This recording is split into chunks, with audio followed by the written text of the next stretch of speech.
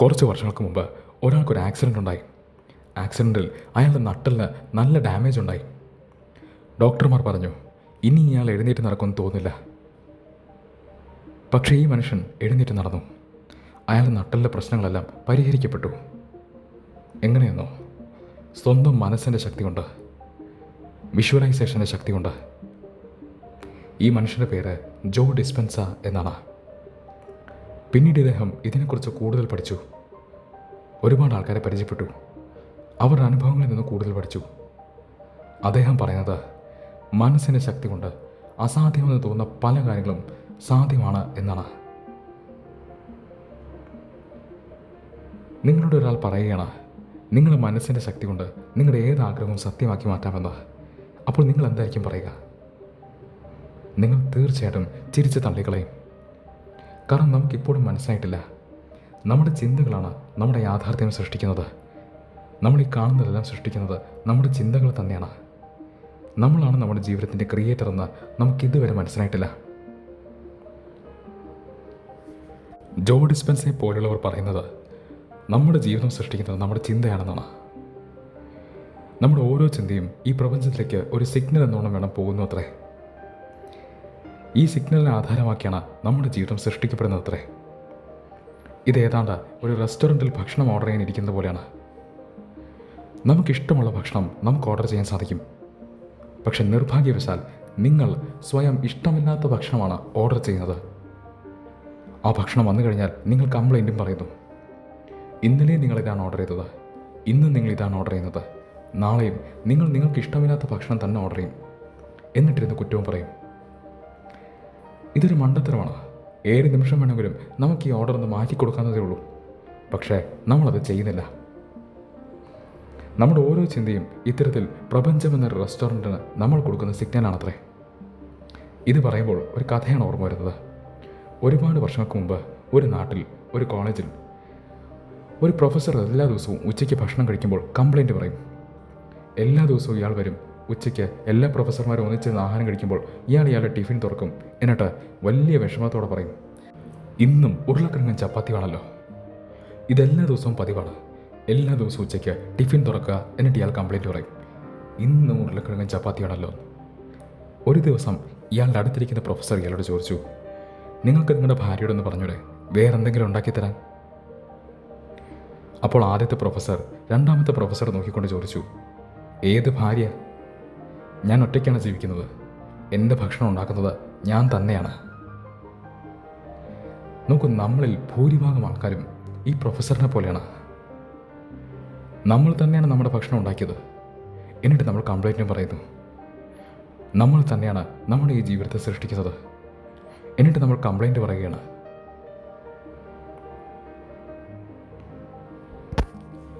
ജോ ഡിസ്പെൻസയെക്കുറിച്ചും അദ്ദേഹത്തിൻ്റെ ജീവിതത്തെക്കുറിച്ചും നമുക്ക് മറ്റൊരു വീഡിയോയിലൂടെ കേൾക്കാം. ഇന്ന് നമുക്ക് അദ്ദേഹം ഉൾപ്പെടെ ഒരുപാട് ആൾക്കാർ പ്രാക്ടീസ് ചെയ്യുന്ന ഒരു ടെക്നിക്കിനെ കുറിച്ച് കേൾക്കാം. അതിൻ്റെ ഫസ്റ്റ് സ്റ്റെപ്പ് ഇതാണ്, വിഷ്വലൈസേഷൻ. ഒരാഗ്രഹമുള്ളത് നല്ല കാര്യമാണ്. പക്ഷെ അത് മാത്രം പോരാ എന്നാണ് ഇവർ പറയുന്നത്. ഇവർ പറയുന്നത് ആഗ്രഹങ്ങൾ സത്യമാകണമെങ്കിൽ ആഗ്രഹം മാത്രം പോരാ, അതിനോടൊപ്പം വിഷ്വലൈസേഷൻ ആവശ്യമാണ്. എന്തുകൊണ്ട്? ഇവർ പറയുന്നു നമ്മുടെ തലച്ചോറിനും നമ്മുടെ സബ് കോൺഷ്യസ് മനസ്സിനൊന്നും യഥാർത്ഥത്തിൽ നടന്ന സംഭവവും വിഷ്വലൈസ് ചെയ്ത സംഭവവും തമ്മിൽ വേർതിരിച്ചറിയാൻ കഴിയില്ല എന്നാണ്. അതായത് നിങ്ങളൊരു കാര്യം മര്യാദയ്ക്ക് വിഷ്വലൈസ് ചെയ്യുകയാണെങ്കിൽ നിങ്ങളുടെ സബ് കോൺഷ്യസ് മനസ്സിന് കണ്ടുപിടിക്കാൻ സാധിക്കില്ല അത് ശരിക്കും സംഭവിച്ചതാണോ അതോ നിങ്ങൾ വെറുതെ ഇമാജിൻ ചെയ്തതാണോ എന്ന്. അതിനെ സംബന്ധിച്ചിടത്തോളം എല്ലാം സത്യമാണ്. അതുകൊണ്ട് ഇവർ പറയുന്നു ഒരാഗ്രഹമുണ്ടെങ്കിൽ അതെപ്പോഴും വ്യക്തമായിരിക്കണമെന്ന്. ക്ലിയർ അല്ലാത്ത ആഗ്രഹങ്ങൾ പാടില്ല. എന്തെങ്കിലും ഒരു ആഗ്രഹം പറയരുത്, അതെപ്പോഴും വ്യക്തമായിരിക്കണം. ആഗ്രഹം കൊണ്ട് അവസാനിക്കാനും പാടില്ല. അതിനോടൊപ്പം വിഷ്വലൈസേഷൻ വളരെ വളരെ ഇമ്പോർട്ടൻ്റ് ആണ്. നിങ്ങൾക്ക് കാണാൻ സാധിക്കാവുന്ന അത്രയും ഡീറ്റെയിൽസോടെ ഒരു ചിത്രത്തെ കാണുക. നിങ്ങളുടെ വേറെയും സെൻസസിനെ അതിൽ ഉൾപ്പെടുത്താൻ സാധിക്കുമെങ്കിൽ വളരെ നല്ലത്. ഉദാഹരണത്തിന് ഒരു കാറിനെ കുറിച്ചാണ് നിങ്ങൾ സങ്കല്പിക്കുന്നതെങ്കിൽ കാറിൻ്റെ ചിത്രം കാണുക. ഒപ്പം അതിൻ്റെ സ്റ്റിയറിംഗിൽ തൊടുമ്പോൾ നിങ്ങൾക്ക് എന്തായിരിക്കും തോന്നുക? ആ കാറിലെ സീറ്റിൻ്റെ സ്മെല്ല് നിങ്ങൾക്ക് ഊഹിക്കാൻ സാധിക്കുമോ? സാധിക്കുമെങ്കിൽ അങ്ങനെ പലതരം കാര്യങ്ങളെ ഇമാജിൻ ചെയ്യുക. എത്രത്തോളം വ്യക്തത, എത്രത്തോളം ഡീറ്റെയിൽസ് നിങ്ങൾക്ക് നിങ്ങളുടെ വിഷ്വലൈസേഷനിൽ കൊണ്ടുവരാൻ സാധിക്കുമോ അത്രയും നല്ലത്. നിങ്ങളിപ്പോൾ വിഷ്വലൈസേഷനെ കുറിച്ച് മനസ്സിലാക്കിയിരിക്കുന്നു. നല്ല കാര്യം. പക്ഷേ ഇതിവിടം കൊണ്ട് അവസാനിക്കുന്നില്ല. ഇതൊരൊറ്റ ദിവസം കൊണ്ട് ചെയ്തിട്ട് അവസാനിപ്പിക്കാൻ പറ്റുന്നൊരു കാര്യമല്ല. ചില ആൾക്കാർ വിചാരിക്കുന്നത് ഒരൊറ്റ തവണ വിഷ്വലൈസ് ചെയ്ത് കഴിഞ്ഞാൽ പിന്നെ നമ്മളൊന്നും അറിയേണ്ട ആവശ്യമില്ല എന്നാണ്. നമുക്കിതൊക്കെ അങ്ങ് മറക്കാമെന്നാണ്, കാര്യങ്ങൾ സംഭവിച്ചോളുന്നതാണ്. പക്ഷെ ഇവർ പറയുന്നത് അങ്ങനെയല്ല. ഇത് നിരന്തരം ചെയ്യേണ്ട കാര്യമാണെന്നാണ്. ഇത് എല്ലാ ദിവസവും പ്രാക്ടീസ് ചെയ്യേണ്ട കാര്യമാണെന്നാണ്. സാധിക്കുമെങ്കിൽ ഒരു ദിവസത്തിൽ തന്നെ ഒന്നിൽ കൂടുതൽ തവണ പ്രാക്ടീസ് ചെയ്യേണ്ട കാര്യമാണെന്നാണ്. ഇവർ പറയുന്നത് എന്തെന്നോ, ഇതൊരു ശീലമായി മാറണമെന്നാണ്. നോക്കൂ, നമ്മൾ രാവിലെ എഴുന്നേറ്റ് കഴിഞ്ഞാൽ നമുക്ക് പല്ല് തേക്കണം. എന്തുകൊണ്ടാണത്? ശരിയാണ്, വൃത്തിയാവാൻ വേണ്ടിയാണ്. പക്ഷെ അത് മാത്രമല്ല, നമ്മളെ സംബന്ധിച്ചിടത്തോളം അത് വളരെ വലിയൊരു ശീലമായി മാറിയിരിക്കുന്നു. എഴുന്നേറ്റ് കഴിഞ്ഞാൽ നമുക്ക് നോർമലായി തോന്നുന്ന കാര്യമാണ് പല്ല് തേക്കണമെന്ന്. വൃത്തിയാവണമെന്ന് നമ്മൾ എല്ലാ ദിവസവും രാവിലെ ചിന്തിക്കുന്നൊന്നുമില്ല. കാരണം അതൊരു ശീലമായി മാറിയിരിക്കുന്നു. നമ്മൾ ചെയ്യുന്ന പല പ്രവൃത്തികളും, സ്ഥിരമായി ചെയ്യുന്ന പല പ്രവൃത്തികളും അതൊരു ശീലമാണ്. ഇവർ പറയുന്നത് വിഷ്വലൈസേഷൻ നമുക്കൊരു ശീലമായി മാറണമെന്നാണ്. അങ്ങനെ ചെയ്തു കഴിഞ്ഞാൽ ഈ സിഗ്നലിന്, നമ്മൾ ദിവസവും യൂണിവേഴ്സിന് കൊടുക്കുന്ന സിഗ്നലിന് കൂടുതൽ ശക്തി ലഭിക്കുന്നു അത്രേ. നിങ്ങളിൽ ചിലർ ഇപ്പോൾ പറഞ്ഞേക്കാം, ഞാൻ ഒരുപാട് നാൾ വിഷ്വലൈസേഷൻ പ്രാക്ടീസ് ചെയ്തതാണ്, പക്ഷേ എൻ്റെ ജീവിതത്തിൽ ഒരു മാറ്റവും സംഭവിച്ചില്ല എന്ന്. ഇതിന് ചില കാരണങ്ങളുണ്ടെന്നാണ് ഇവർ പറയുന്നത്. അതിലൊന്ന് ഇതാണ്: ലാക്ക് ഓഫ് ഇമോഷൻ ഇല്ലായ്മ. നോക്കൂ, നമ്മുടെ എല്ലാവരുടെ കയ്യിലും ഫോണുണ്ട്. എന്തൊരു അത്ഭുതമാണത്! എത്രയോ ദൂരെ ഇരിക്കുന്ന ആൾക്കാരുമായി നമുക്കിത് ഉപയോഗിച്ച് സംസാരിക്കാം. നമുക്ക് വീഡിയോ കോൾ ചെയ്യാം. നമുക്ക് ഇൻ്റർനെറ്റ് ഉപയോഗിക്കാം. നമുക്ക് സാധനങ്ങൾ ഓൺലൈനായി വാങ്ങാം. നമുക്ക് വീഡിയോസ് കാണാം. നമുക്ക് വീഡിയോ റെക്കോർഡ് ചെയ്യാം. ഒരു അത്ഭുതമാണ് നമ്മുടെ ഫോൺ, ശരിയല്ലേ? പക്ഷേ ഈ ഫോണിൽ ചാർജ് ഇല്ലെങ്കിൽ, ഇതിൻ്റെ ബാറ്ററി 0 ആണെങ്കിൽ, പിന്നെ എത്ര വലിയ ഫോണാണെന്ന് പറഞ്ഞിട്ട് കാര്യമില്ല, എത്ര കൂടിയ ഫോണാണെന്ന് പറഞ്ഞിട്ടും കാര്യമില്ല.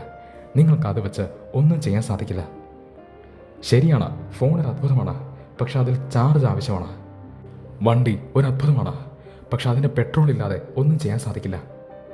ഇവർ പറയുന്നത് ഒരു ഫോണിന് ചാർജ് എന്ന പോലെ, വണ്ടിക്ക് പെട്രോൾ എന്ന പോലെയാണ് ചിന്തകൾക്കും അഫർമേഷൻസിനും വിഷ്വലൈസേഷനും ഇമോഷൻ ഇല്ലാതെ വിഷ്വലൈസേഷൻ ചെയ്താലും വലിയ പവർ ഉണ്ടാവില്ല എന്നാണ് ഇവർ പറയുന്നത്.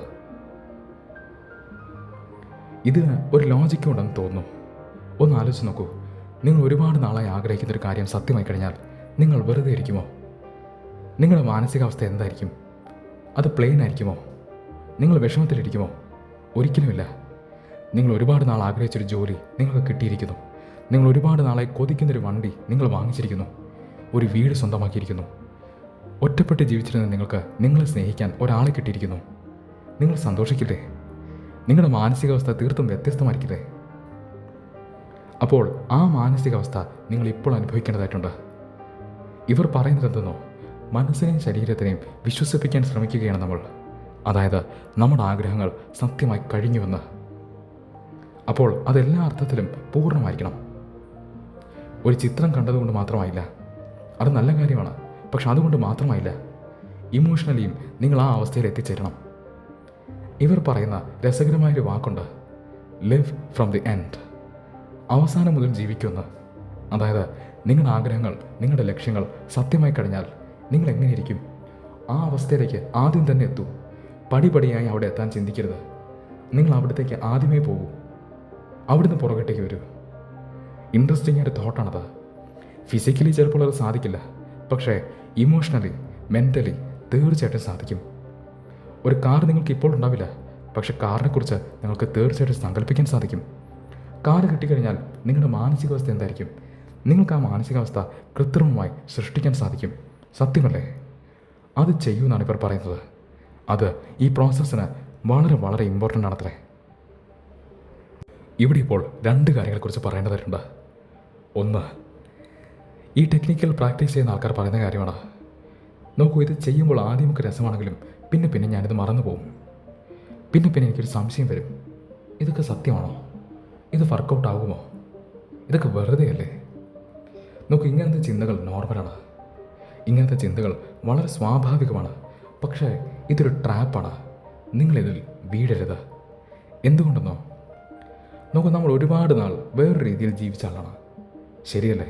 നമ്മുടെ മനസ്സിൽ ഒരു കാര്യം വളരെ ശക്തമായി ആഴത്തിൽ പോയിരിക്കുന്നു. ഇതിനെ മാറ്റിയെടുക്കുക എന്ന് പറയുന്നത് ഒരൽപ്പം സമയമെടുക്കുന്ന കാര്യമാണ്. നിങ്ങൾ ഇന്ന് ചെയ്താൽ നാളെ ഇത് വർക്കൗട്ട് ആവില്ല. ഒരു വിത്ത് മണ്ണിലിടുന്ന പോലെയാണ്. നിങ്ങൾ ഇന്നൊരു വിത്തിട്ടു, നാളെ ചെന്ന് നോക്കിയാൽ അവിടെ ചെടിയോ മരമോ പഴമോ പൂവോ ഒന്നും ഉണ്ടാവില്ല. സമയമെടുക്കും. നമ്മൾ ഇതിനെക്കുറിച്ച് ആദ്യം തന്നെ മനസ്സിലാക്കേണ്ടതായിട്ടുണ്ട്. ഇതൊരല്പം ടൈം ടേക്കിംഗ് പ്രോസസ്സാണ്. കാരണം നിങ്ങളുടെ മനസ്സിലുള്ള അത്രയും പഴയ കാര്യങ്ങളാണ് നമ്മൾ മാറ്റാൻ ശ്രമിക്കുന്നത്. ഒപ്പം ഇത്തരം ഡൗട്ടുകൾ വരുമ്പോൾ അല്ലെങ്കിൽ വിഷ്വലൈസേഷനെ കുറിച്ച് മറന്നു പോകുമ്പോൾ വിഷമിക്കേണ്ട ആവശ്യമില്ല. നിങ്ങൾ താഴെ വീണ് കഴിഞ്ഞാൽ എന്താണ് ചെയ്യുക? വീണ്ടും എഴുന്നേറ്റ് നടക്കും, അത്ര തന്നെ. 4 പ്രാവശ്യം നിങ്ങൾ എവിടെയൊക്കെയോ നടന്നു പോകുമ്പോൾ താഴെ വീണ് പോയി. അതിനർത്ഥം നിങ്ങൾ ഇനി എഴുന്നേക്കില്ല എന്നാണോ? നിങ്ങൾ എവിടെ വീണാലും ശരി, വീണാൽ വീണ് പോയി, ഇപ്പോൾ എന്ത് ചെയ്യാൻ പറ്റും? വീണ്ടും എഴുന്നേൽക്കുന്നു, നടക്കുന്നു, അത്ര തന്നെ. ഇടയ്ക്കിടയ്ക്ക് വിഷ്വലൈസേഷനെ കുറിച്ച് മറന്നുപോയാൽ, ഇടയ്ക്കിടയ്ക്ക് അഫർമേഷൻസിനെ കുറിച്ച് മറന്നുപോയാൽ, അല്ലെങ്കിൽ വല്ലപ്പോഴും ഒരു സംശയം തോന്നിയാൽ സാരമില്ല. പക്ഷേ ഇതിനെക്കുറിച്ച് ഓർമ്മ വരുമ്പോൾ, അതായത് ഞാൻ എൻ്റെ വിഷ്വലൈസേഷൻ പ്രാക്ടീസ് ചെയ്യുന്നില്ല, അല്ലെങ്കിൽ ഞാൻ എൻ്റെ പഴയ രീതികളിലേക്ക് പോകുന്നു എന്ന ഓർമ്മ വരുമ്പോൾ വീണ്ടും അതൊക്കെ നിർത്തി പുതിയ രീതിയിലേക്ക് തിരിച്ചു വരിക, അത്ര തന്നെ. ഇത് ആദ്യത്തെ കാര്യം. രണ്ടാമത്തത്, ചില ആൾക്കാർ ചോദിച്ചേക്കാം, എനിക്കാവേണ്ടത് ഒരു പണക്കാരനാണ്, എൻ്റെ കയ്യിൽ ഇപ്പോൾ പണമില്ല, പിന്നെ ഞാനെങ്ങനെയാണ് ഒരു പണക്കാരനെ പോലെ ജീവിക്കുന്നത്? പെട്ടെന്ന് കേൾക്കുമ്പോൾ ഇത് വളരെ വലിയൊരു ചോദ്യമാണ്, ശരിയായ ചോദ്യമാണെന്ന് തോന്നിയേക്കാം.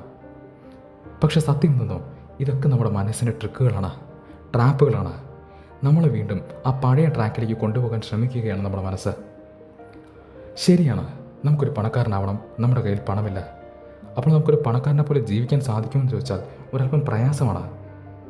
കാരണം ചിലവാക്കാൻ കയ്യിൽ പണമില്ലല്ലോ. പക്ഷേ ഒരു പണക്കാരൻ്റെ മൈൻഡ് സെറ്റ് സ്വന്തമാക്കാൻ സാധിക്കില്ലേ? മാനസികമായിട്ട് നിങ്ങൾക്കൊരു പണക്കാരനെ പോലെ ചിന്തിക്കാനോ ജീവിക്കാനോ സാധിക്കില്ലേ? തീർച്ചയായിട്ടും സാധിക്കും. ഇപ്പോൾ ഞാനൊരു ഉദാഹരണം പറയാം. ഇങ്ങനത്തെ ആൾക്കാരെ നിങ്ങൾ കണ്ടിട്ടുണ്ടാവും, തീർച്ചയായിട്ടും കണ്ടിട്ടുണ്ടാവും. ഇതൊന്ന് കേട്ട് നോക്കൂ. നമുക്ക് കയ്യിൽ ഒരുപാട് പണം വെച്ച് പിച്ചക്കാരനെ പോലെ ജീവിക്കുന്ന ആൾക്കാരെ നിങ്ങൾ കണ്ടിട്ടില്ലേ? നിങ്ങൾ കണ്ടിട്ടുണ്ട്, ശരിയല്ലേ? ഇഷ്ടം പോലെ പൈസ കാണാൻ കയ്യിൽ, പക്ഷെ ജീവിക്കുന്നത് കണ്ടു കഴിഞ്ഞാൽ ഒരു ദരിദ്രനാണെന്ന് നമുക്ക് തോന്നും. എന്നാൽ തിരിച്ചുള്ള ആൾക്കാരെ നമ്മൾ കണ്ടിട്ടുണ്ട്. അതായത് നിങ്ങളത്ര പോലും സാമ്പത്തികം കാണില്ല, പക്ഷെ അയാളെ കണ്ടാൽ, അയാളുടെ ലൈഫ് സ്റ്റൈൽ കണ്ടാൽ, അയാളുടെ പെരുമാറ്റം കണ്ടാൽ നമുക്ക് തോന്നില്ല അയാളുടെ കയ്യിൽ നമ്മുടെ അത്ര പോലും പണമില്ലെന്ന്.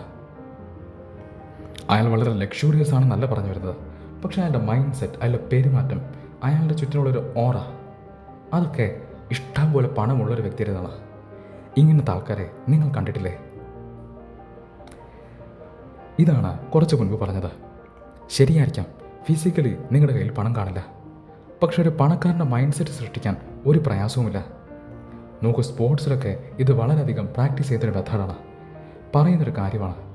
നോക്കൂ, വേൾഡ് കപ്പ് കിട്ടുന്നതിന് മുമ്പേ വേൾഡ് കപ്പ് കിട്ടാൻ അത്തരത്തിലൊരു മൈൻഡ് സെറ്റ് ആവശ്യമാണ്. എല്ലാ പ്ലെയർക്കും വേൾഡ് കപ്പ് കിട്ടാറില്ല, കാരണം വേൾഡ് കപ്പ് കിട്ടണമെങ്കിൽ അത്തരത്തിലൊരു മൈൻഡ് സെറ്റ് ആവശ്യമാണ്. അത് തന്നെയാണ് ഇവിടെയും പറയുന്നത്. നോക്കൂ, ഇവർ പറയുന്നത് വളരെ ഇൻട്രസ്റ്റിംഗ് ആയ ഒരു വാക്കുണ്ട്. ഇവർ പറയുന്നു, you never get what you want, you get what you are. ഇവർ പറയുന്നു, നിങ്ങൾ ആഗ്രഹിക്കുന്നത്, നിങ്ങൾക്ക് വേണ്ടതൊന്നും നിങ്ങൾക്ക് കിട്ടില്ല. അതെ, നിങ്ങൾ ആഗ്രഹിക്കുന്നത്, നിങ്ങൾക്ക് വേണ്ടത്, അതൊന്നും നിങ്ങൾക്ക് കിട്ടില്ല. നിങ്ങൾക്ക് എന്ത് കിട്ടുമെന്നറിയാമോ?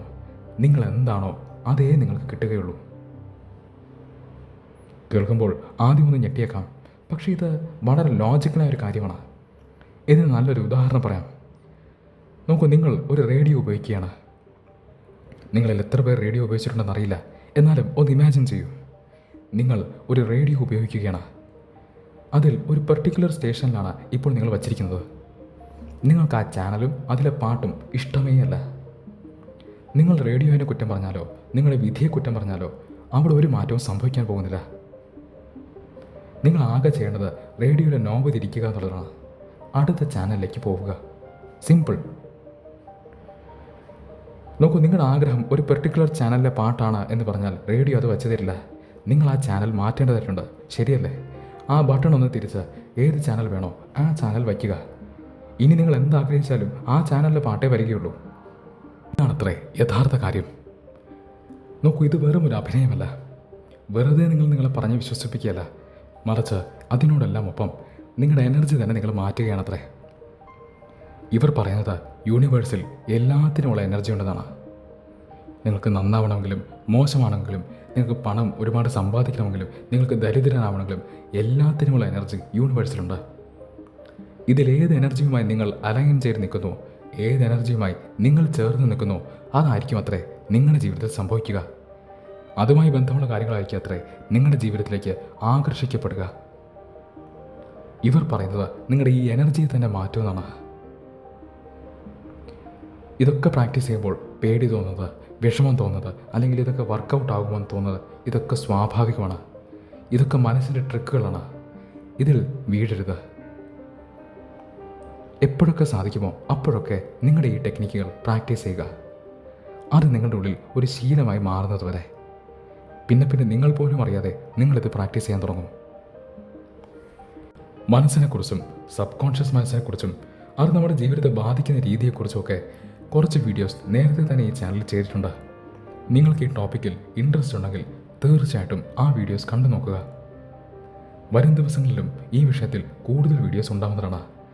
പല ആൾക്കാരുടെയും കാഴ്ചപ്പാടുകൾ, ഓരോരുത്തരും സബ് കോൺഷ്യസ് മനസ്സിനെക്കുറിച്ച് പറയുന്നത് എന്താണ്, അതിനെ റീപ്രോഗ്രാം ചെയ്യുന്നത് എങ്ങനെയാണ്, വ്യത്യസ്തമായ ടെക്നിക്കുകൾ എന്തൊക്കെയാണ്, ഇതിൻ്റെയൊക്കെ തിയറി എന്താണ്, ഇതൊക്കെ വരും ദിവസങ്ങളിൽ നമുക്ക് മനസ്സിലാക്കാം. നിങ്ങൾക്ക് ഇതൊക്കെ ഇൻട്രസ്റ്റ് ഉണ്ടെങ്കിൽ തീർച്ചയായിട്ടും ചാനൽ സന്ദർശിക്കുക. നിങ്ങൾക്ക് ചാനലിനെ സപ്പോർട്ട് ചെയ്യാൻ ആഗ്രഹമുണ്ടെങ്കിൽ തീർച്ചയായിട്ടും ചാനൽ സബ്സ്ക്രൈബ് ചെയ്യുക.